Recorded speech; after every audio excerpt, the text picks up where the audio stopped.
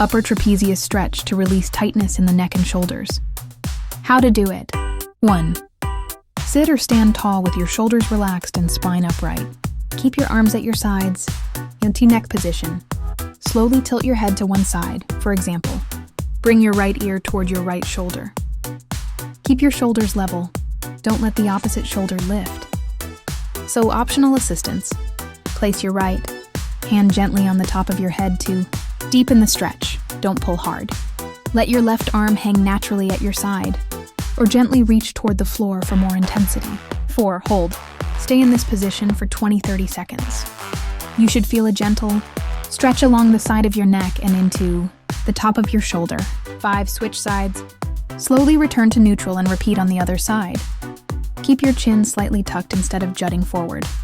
Avoid shrugging your shoulders upward. Do 3 reps per side. Thanks for watching.